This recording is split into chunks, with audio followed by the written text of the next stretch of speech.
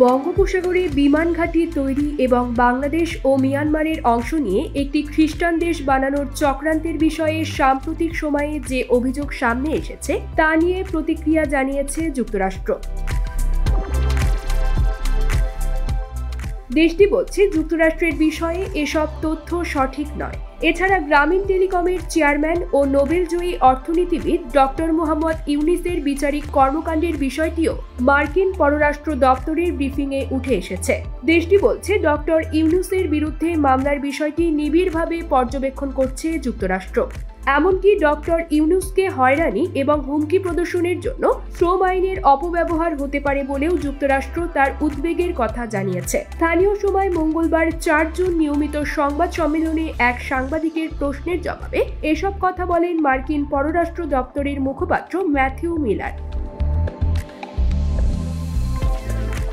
ব্রিফিংয়ে এক সাংবাদিক বঙ্গোপসাগরে ঘাঁটি বানাতে শ্বেতাঙ্গ ব্যক্তির প্রস্তাব এবং বাংলাদেশ ও মিয়ানমারের একটি অংশ নিয়ে খ্রিস্টান দেশ বানানোর চক্রান্ত চলছে বলে বাংলাদেশের প্রধানমন্ত্রী শেখ হাসিনার অভিযোগের বিষয়ে জানতে চান। ওই সাংবাদিক বলেন, বাংলাদেশের ক্ষমতাসীন প্রধানমন্ত্রী শেখ হাসিনা সম্প্রতি দাবি করেছেন একজন শ্বেতাঙ্গ ব্যক্তি তাকে প্রস্তাব দিয়েছিলেন তিনি কোনো চাপ ছাড়াই ক্ষমতায় থাকতে পারবেন যদি তিনি একটি বিদেশি দেশকে বঙ্গোপসাগরে বিমান ঘাঁটি স্থাপনের অনুমতি দেন। তিনি আরও উল্লেখ করেন, বঙ্গোপসাগরে ঘাঁটি বানিয়ে বাংলাদেশ ও মিয়ানমারের একটি অংশ নিয়ে পূর্ব তিমুরের মতো খ্রিস্টান দেশ বানানোর ষড়যন্ত্র চলছে।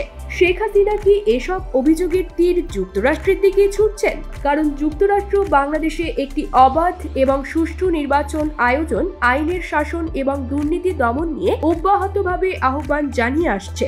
জবাবে মার্কিন পররাষ্ট্র দপ্তরের মুখপাত্র ম্যাথিউ মিলার বলেন, আমি ঠিক নিশ্চিত নই যে এই মন্তব্যগুলো কাকে উদ্দেশ্য করে করা হয়েছে, কিন্তু যদি এসব কথা প্রকৃতপক্ষে যুক্তরাষ্ট্রকে ইঙ্গিত করে বলা হয় তাহলে আমি শুধু বলবো এগুলো সঠিক নয়। অপর এক প্রশ্নে ওই সাংবাদিক জানতে চান, নোবেল বিজয়ী অধ্যাপক মোহাম্মদ ইউনুসকে গত রোববার আদালত কক্ষের ভেতরে আসামিদের জন্য নির্ধারিত অন্ধকার ও লোহার খাঁচার মতো বেষ্টনীর মধ্যে প্রবেশ করানো হয় এবং এই বিষয়ে প্রতিক্রিয়া জানাতে গিয়ে ডক্টর ইউনুস বলেছেন তিনি তার অভিশপ্ত জীবনের সবচেয়ে খারাপ পর্যায়ে রয়েছেন। একইভাবে গণতন্ত্র, আইনের শাসনের অনুপস্থিতি এবং ব্যাপক দুর্নীতির কারণে লাখ লাখ বাংলাদেশি তাদের অভিশপ্ত জীবনের সবচেয়ে খারাপ পর্যায়ে রয়েছে।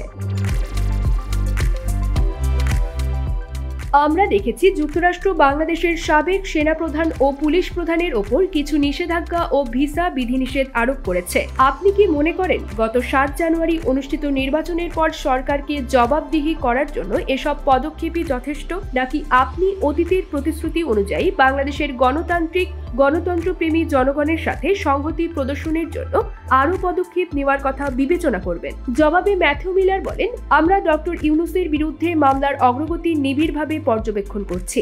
ডক্টর ইউনুসকে হয়রানি এবং হুমকি প্রদর্শনের জন্য শ্রম আইনের অপব্যবহার হতে পারে এমন শঙ্কায় আমরা আমাদের উদ্বেগ প্রকাশ করেছি।